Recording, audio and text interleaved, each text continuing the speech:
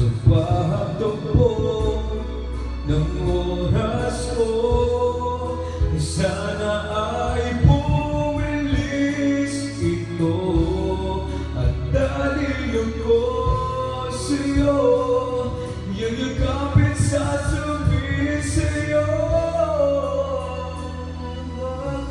Huwag ka naman lumayo, hindi ko bibitaw sa'yo.